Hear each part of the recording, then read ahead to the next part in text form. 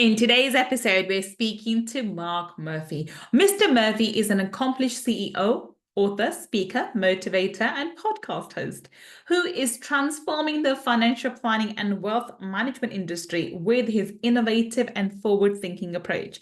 And today's episode, we're asking him how he changed his life by changing his mindset. Let's find out.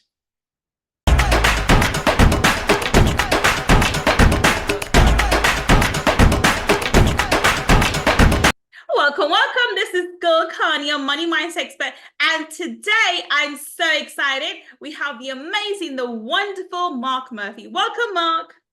Thank you, Gull. Thank you for having me. Thank you so much for being a guest, Mark. Mark, everyone's heard your intro. They know how fabulous you are, but please, in your own words, tell everybody what it is that you do. Well, first of all, I'd like to hear the intro because I'm sure my mother would be the one person who would love to hear your fabulous intro that you gave. But I would say I grew up dumb and broke in Suffern, New York. And so you go back and you realize that your past is just a series of choices that you made, which means that your future is a series of choices that you're going to make in the future. And to me, starting out as a kid, I was very, very overweight. And so I remember the thing that was one of the seminal moments in my life was I was a freshman in high school. I was probably 14 years old. And I was probably 5'4" and about 232 pounds. And I was a pretty good athlete, but I was very overweight. And I tried out for the freshman basketball team, and I was a pretty good player, but I was very overweight, and I got cut from the team.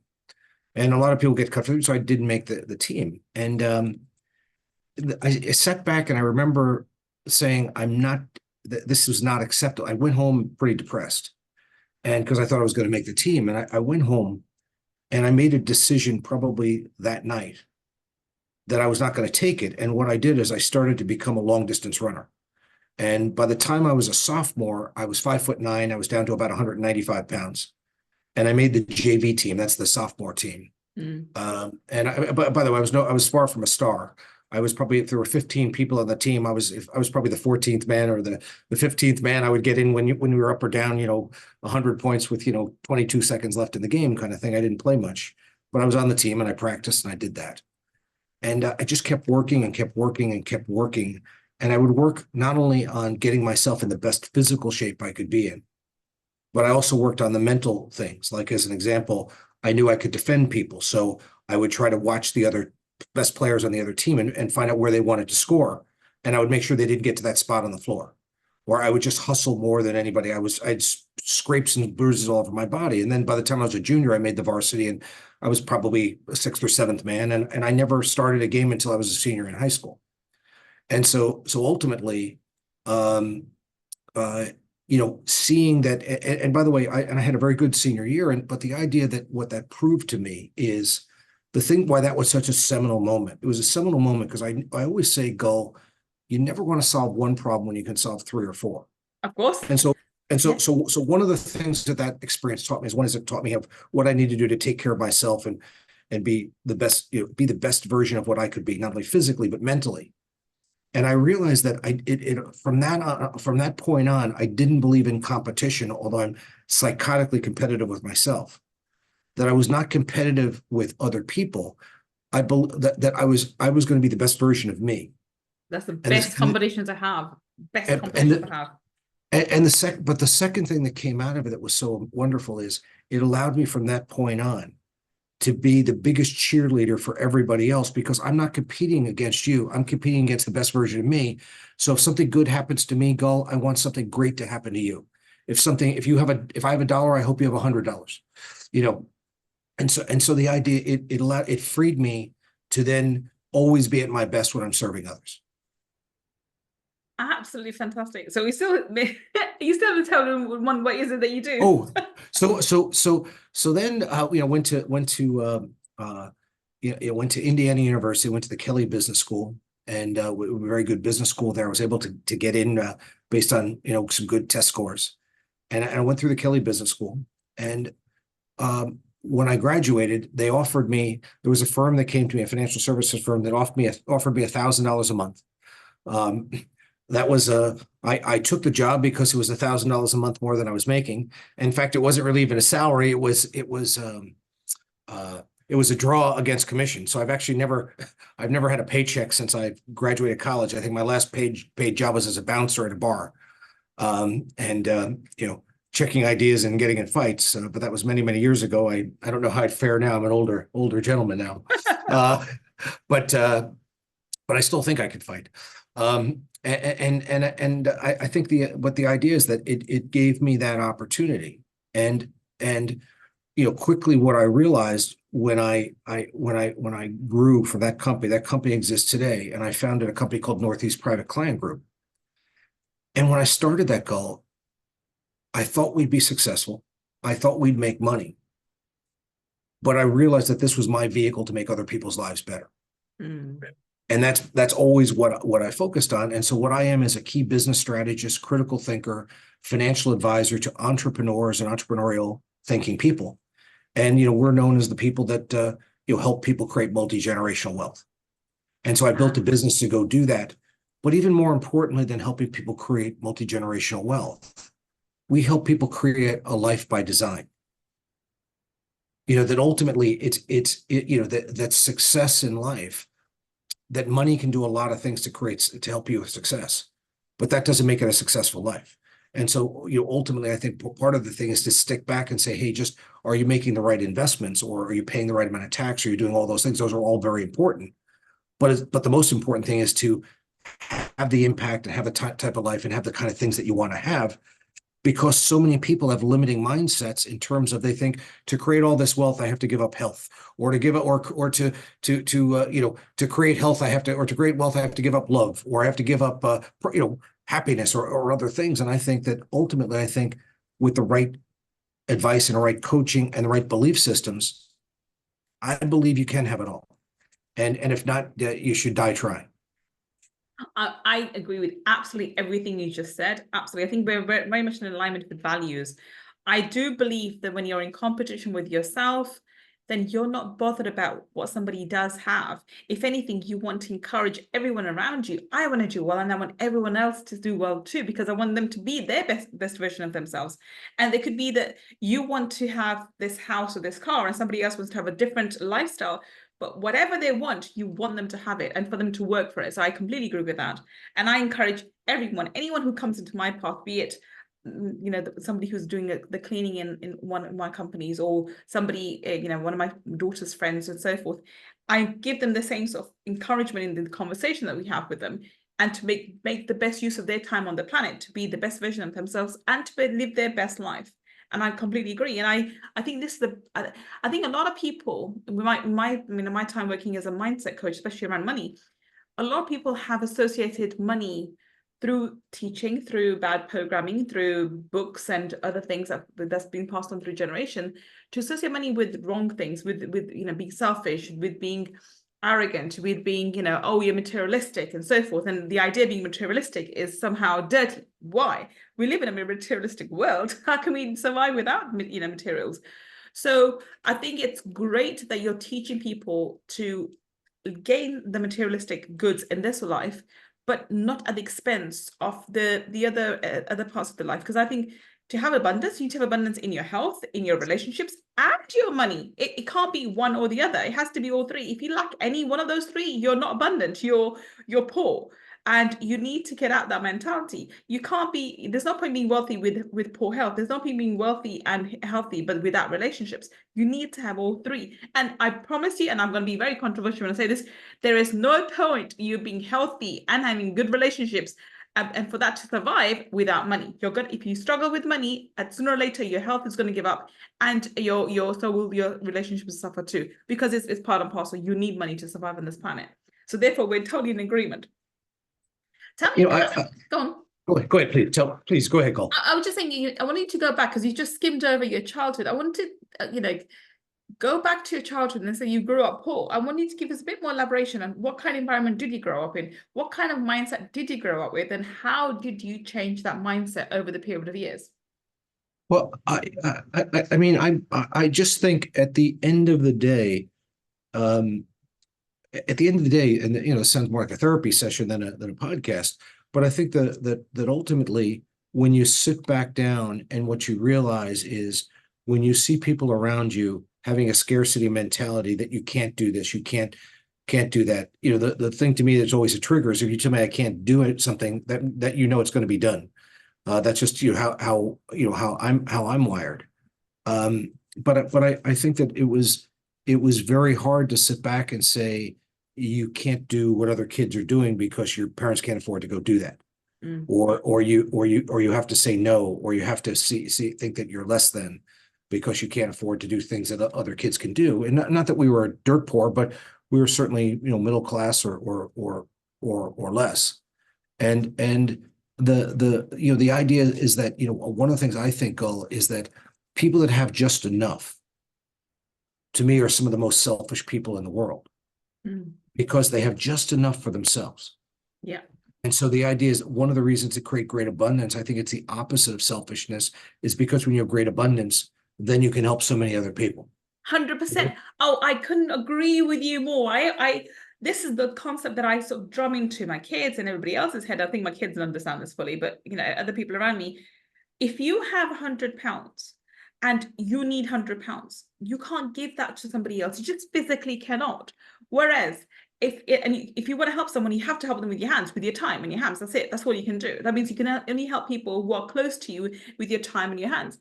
If you have £1,000 and you need £100, then guess what? You can spend 100 for your needs, save 100 for your investments, maybe save another 100 for get right. But you still have £700 to give to other people who could be in different countries, different parts of the world, who are very close to your heart that you can't help with your time in your hands because of you're spending time with your family. You can spend that £700 will become more useful. You can hire people to help those other people. It's just there's so much you can do once you have money. Agreed. No, I mean I think so many folks, to me, I think that it's very natural to go into scarcity mode. But I think I know that's your job. I know that's what we do. I know that's what the right thing to do is. But you've got to keep people in abundance mode. You've got to give them a mindset.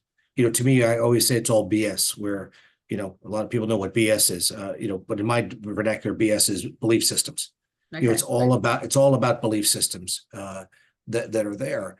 And so part of it is to teach you. One of the things that I'm saddest about early on in my career, that I'm least proud of, is that I would sit down in my 20s and early 30s, and I would sit with somebody that had, let's call it, a lot of debt, or they sat down and I would show them how to get out of debt. I would show them how to grow their income by 2x or 3x. And then I would come back and see them a year later or 2 years later. And what I had done is I hadn't helped them at all because they didn't have good values around money. Giving them more money and getting them out of debt allowed them to be not 2 or 3 times worse off. They might have been 10 or 20x worth. It was almost like giving an alcoholic a gallon of vodka, or giving a drug addict, an 8-ball of cocaine. It just became something where I thought I was doing a great job helping them do this, but ultimately, unless I could help them create the right belief systems around money and create the right strategy, they were doomed to fail. I mean, and go on.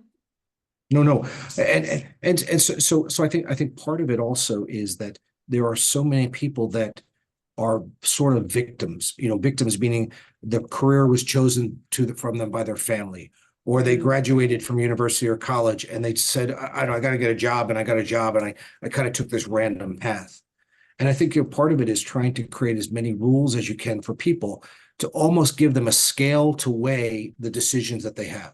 Yeah. So as an example of one of those scales might be, I don't know if you're familiar with the term, and people pronounce it differently, but the Japanese term ikigai, where they talk about, I look through that through a prism. So I'm at the age now where a lot of my friends' kids are graduating from college or university, and they're asking me for advice on jobs, whether they want to come to work for our firm or give them advice or help to get to another firm.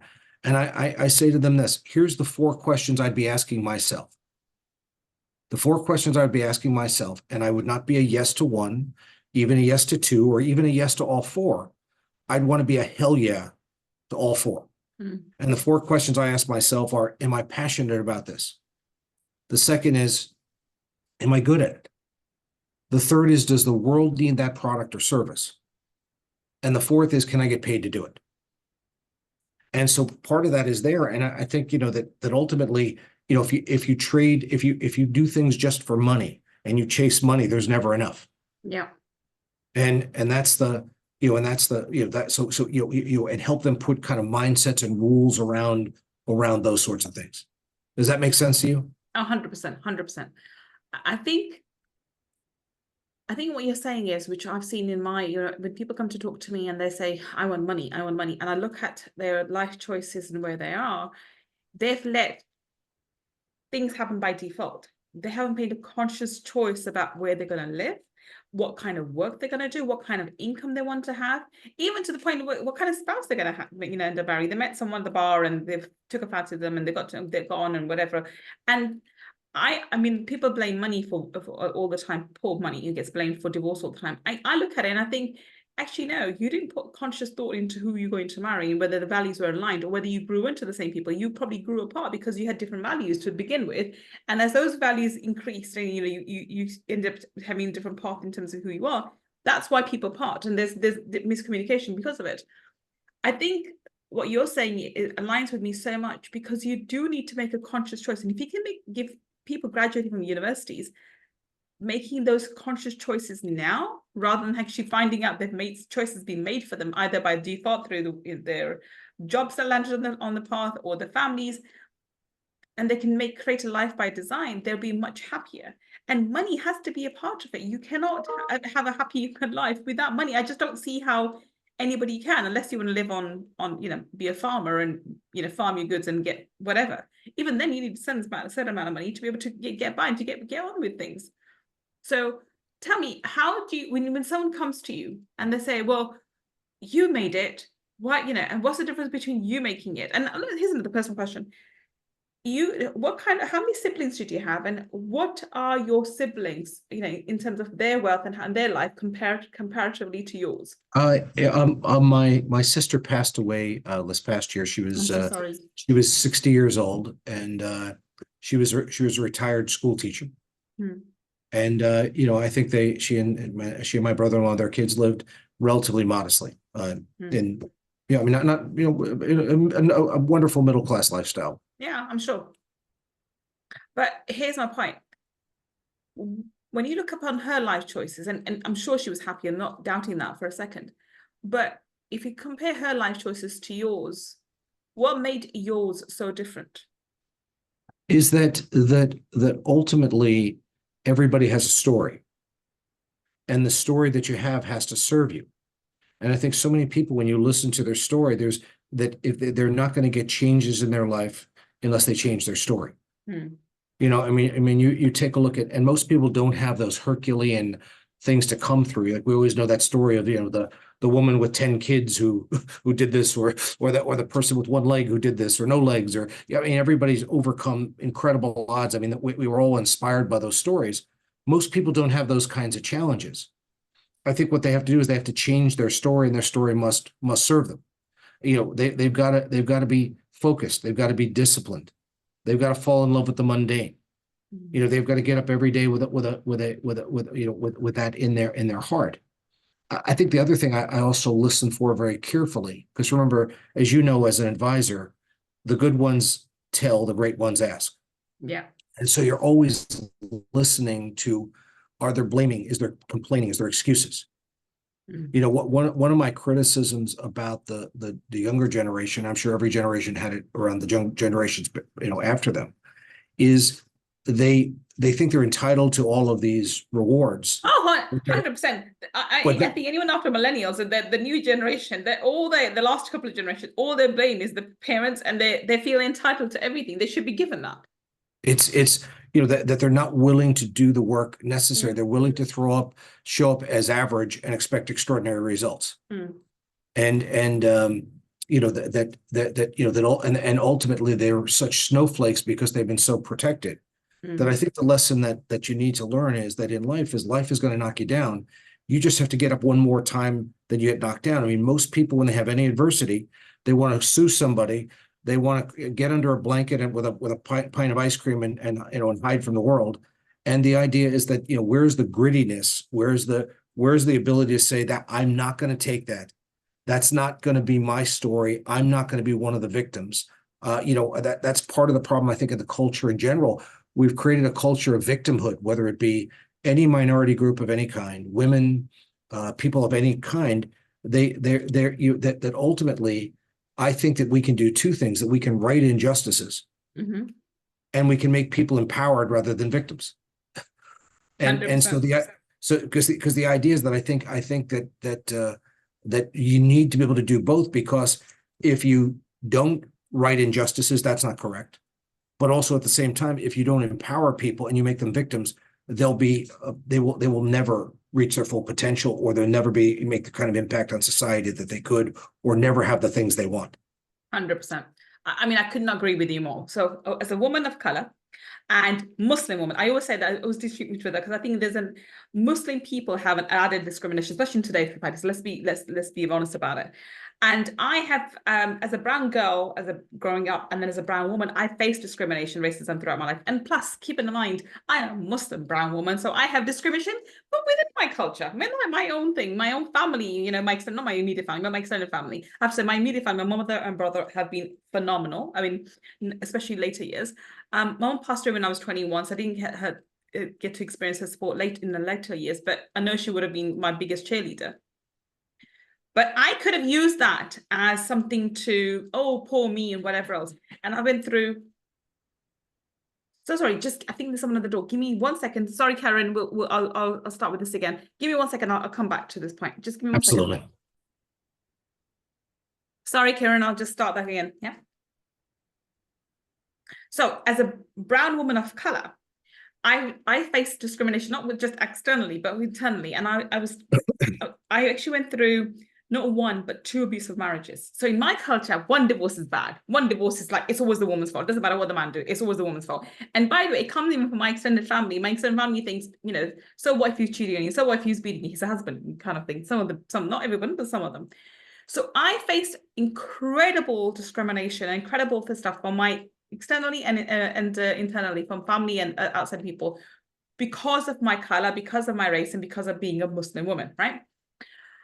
Yet I have used that to say, okay, that's what you think, that's your choice, this is not my choice. And I've lived my life in a way, and I became an entrepreneur, and now I'm, multiple 7-figure owner, I have multiple 7-figure businesses, and I've turned my life around. But I chose not to become a victim. So I remember about in 2016, when I went through my divorce, my second divorce. And in 2017, I was being mentored by somebody, I've forgotten his name now. And it was for a short period of time, but he said something which stuck with me all throughout. He said, embrace thy ugly. So I remember my biggest shame point at that point was I was getting divorced the second time round. It wasn't my fault. This time I was married to a narcissist. First time it was a husband beater, so it's easy. I think it's easy to prove with physical abuse because people can see that, whereas with the narcissist it's a bit more difficult. But I was very embarrassed about it, and that was my biggest point of shame. So what I did back in 2017 was get on camera, told everybody how I was divorced twice and I didn't give a damn, and I owned my ugliness. And I remember saying that, this is what's happening. If you want to blame me, that's your choice. I believe I believe in myself, and I'm how proud I am. And I don't believe that women should give up their. And at that time, when I left him, I was fully financially dependent on that guy. So I remember that when I made this video, I had £137 and 14 pence coming to me every 4 weeks. That's child benefit in the UK. I was entitled to any benefits from the government, and he wasn't giving me any money. We were going through a divorce. It was just a really, really difficult time. And I remember saying on camera, I'm going to turn my life around, and I want to be an example to my daughter and my son and all the women around you. The women can stand for themselves. They can take their self-respect, and they can make certain life choices. I just remember saying that now, because when I made that video, that was exactly around this time in 2017. Fast forward 8 years, was it 4 and 3, 7 years, and now I own multiple companies, multiple 7 figures. And I have my own podcast and author and God knows what else, and all these accolades and all this success behind me, purely because I owned that point. I decided not to be a victim, not to be embarrassed or ashamed of that aspect of myself, and to turn my life around. And it's purely because I chose not to be a victim. I am where I am today. Had I Uh, gone into my little circle, oh, poor little me, and those all these bad things happened to me, I'd be nowhere. I'll be probably on bankrupt by now. I also think that there's, when you're the underdog, a lot of people have a lot of anger or mindsets about, the world's against them. They'll never allow me to do it. I don't have the right religion or The the chip, right I hair say chip on color. the shoulder, yeah. Yeah, but all kinds of limiting mindsets that aren't there. And I think ultimately what you have to control what you can control. And I think you work on being so outstanding that they have to notice you. And at Love the end of that. the day, that's Love all you that. got to Yeah. do. Yeah. I love That's that. So that's what you can do. yeah, yeah. That's what you can do. It's sort of like that mindset where that you're familiar that it's kind of been around for many years, but the be do have thing. Yeah. I think ultimately, that once you become that person, like I sometimes will mentor somebody that's on the partner track, say at a law firm or an accounting Mm. firm or a company. And I'll say to them, hey, I'm going to make you a partner today. Not really. I don't have the authority to do that. But in your But I mind. want you in your mindset, I want you to be that partner. I want you to do the work that a partner would do. And then I would bet that you will have all of the money and the title and the responsibility that you'll have. But sitting there with, that attitude is not somebody that's not how a partner behaves. So when Yeah. you change that, it's almost like when someone goes to marriage counseling where they go, initially, I think most people go to marriage counseling saying, we got to go to marriage counseling so we can have a third party tell you that you're wrong. Yeah. And you quickly realize if you're successful in marriage counseling that the only person that can change is you, and you've got to change yourself. Yeah. And once you change, then you've got at least an opportunity to give the other person the space that they can change. Yeah. 100%. And maybe they will, and maybe they won't. And if they don't, maybe the marriage is doomed. But if they do, then maybe it won't. So that's sort of how I feel about that. I think you're absolutely right. I think I'm going to add a little bit to that. I think you could use, so people who are the underdogs, who come from that side, you can use that as a USB. So instead of being embarrassed about certain things, you can make that I'm going to be so successful because I'm so this. This is my USP. This makes me unique. And I say that there's a couple of things about me. I grew up as a dyslexia student on a council estate, which is like the ghettos of East London, that real ghettos of East London, seriously, that kind of environment. Instead of being embarrassed about it, I see that as my USP. I'm like, look where I've come from. I can do amazing things. And that's why I'm amazing. And whenever, for example, I'm in a new industry at the moment, and I'm the only woman, by the way, so let alone being a woman of color, I'm the only woman. Usually it's an engineering industry. So most of the people you meet are men, unless women are usually in the accounting or the secretarial roles, no one in the CEO role that I've seen so far. And I say, well, the fact that I am, our company has a brown woman as a CEO is a USP for it. That's my brilliant part. That's my biggest thing. People never forget me. They meet me, they won't forget me because it's a brown face. You can start seeing those so-called disadvantages of yours as your advantages. I think that's the mindset shift that people need to have. You changed. You in your story that you told earlier, the fact that you went on the basketball team, you weren't able to get on there because of your height and your weight. You turned that around, and that became your advantage, and that ended up becoming your life philosophy because you're able to take something that you supposedly was a bad thing to you into a motivational factor to change and get into the top team for by the time you're in the senior school. And then that philosophy led you on to living this fantastic, magnificent life compared to your peers who still struggled because they didn't go through that hurdle that you had to go through. So somebody who could have got on the basketball team easier, their life didn't give them the initial startup, the struggle to overcome. But the fact that you did, you're able to use as a story for the rest of your life, and you became this magnificent, fantastic person. It is, I think the other thing that also happens is you said early on, or we were talking off camera, and you were talking about, how entrepreneurs take risks. Yeah. And entrepreneurs must take risks. So with risk also comes, failure sometimes. Yes. You can't, and so ultimately, I think what the mindset that you have to get for people is that what entrepreneurs think is that failure is just another form of market research. That failure is just one step closer to success. Yes. And so ultimately, there are things that I've done in my life, things I've tried, where I lost money on it. It did not work out. It did not pan out. And so there are probably 4 or 5 things, let's call it, that I did that did not work. But had I not done those two things go, or five things go, I wouldn't have done one or two other things that made me millions or tens of millions of dollars. Yeah. And so part of that is that was part of the journey to get there. And so, it was no risk, no reward. And the idea I mean, that was, that so many folks are afraid to fail. And I think failure is sort of the badge of honor. I think sometimes it's about that's part of the process that most people have to go through.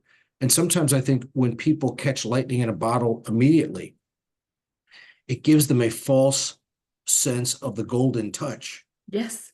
Because they think, oh, I'm so brilliant that I tried something and it succeeded so wildly that everything I could touch, and they wind up that the next project or the next project is disastrous because of that arrogance or hubris, because they believed in their own BS, not they believe they started to believe that rather than starting to look at things in a critical way.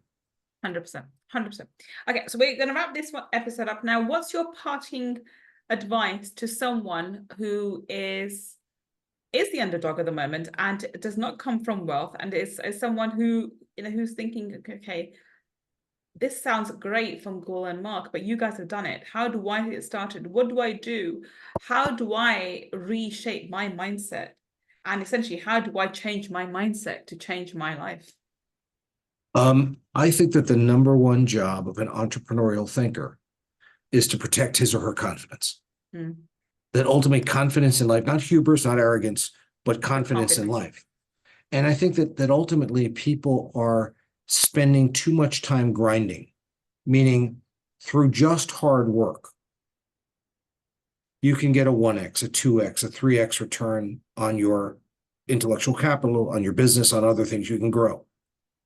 But ultimately, I think that the key to entrepreneurial synergy is collaboration, where you can put people in, is that you've got to find people. I think the real key is, who do you need to collaborate with to create not an arithmetic growth in your business, but a geometric growth, where you don't get a 1 or a 2 or a 3x, but you get a 5x or a 20x or a 100x or a 1000x on your idea or your business by collaboration with other like-minded people who want to be a hero to the same group. I think ultimately what I've tried to create a business is that I wanted to be a hero to entrepreneurs and entrepreneurial thinking people.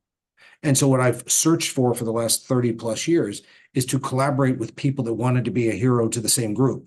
And immediately that client saw that entrepreneurial synergy. And what they realized is that, that what I think what I aspire to do, I'm sure you aspire to do, and I think our watchers or listeners podcast viewers would subscribe to, is we don't want to have a level playing field. We don't want to run straight downhill.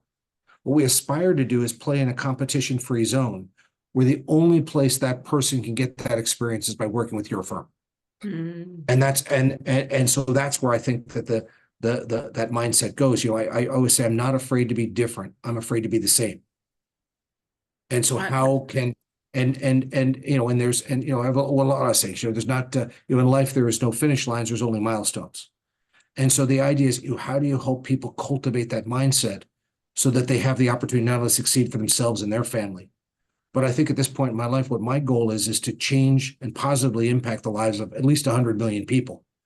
I know I can't do that goal myself, but if I can collaborate with great people like you and with others, we can make an impact in this world before we leave it. 100%. What a wonderful point to end on. Well, Mark, tell us, how can we connect with you? Where can we find you on the internet? You can find me at the name of our firm is Northeast Private Client Group and Sequoia Private Client Group. We are in Roseland, New Jersey. It's northeastprivateclientgroup.com. And I've got last year my third book came out. It was the #1 bestseller on Amazon, called The Ultimate Investment. And you can get that at Amazon or Books A Million or Barnes and Noble or any place at this point. And as I said, all I'm looking to do is, as I said, is I'm always at my best when I'm serving others, and so I'm looking to create a community of abundance where we can help people to help other people. Absolutely fantastic. So if you are listening to us on the podcast, then the links that Mark has just mentioned will be in the show notes. And if you're watching us on YouTube, then down below in the description section. We'll have the links as well. We'll have the link to his book as well. Go check it out. I'm going to check it out on Amazon because I think that's going to be a fascinating read, and see how Mark can help you, especially if in the US. Remember that, okay? But I think it's worth checking out, connecting with him, even if you're outside the US, but especially in the US. Well, Mark, thank you so much for being a brilliant guest for us on Friday Feature. We have to have you back for Money Talkies, but today has been a fascinating conversation. Thank you so much. Thank you, my friend. And thank you for listening to me and Mark today on Friday Feature. I will be back with another amazing guest, finding out how they changed their life by changing their mindset. Until the next time we meet, this is Gull Khan signing off. Take care and bye for now.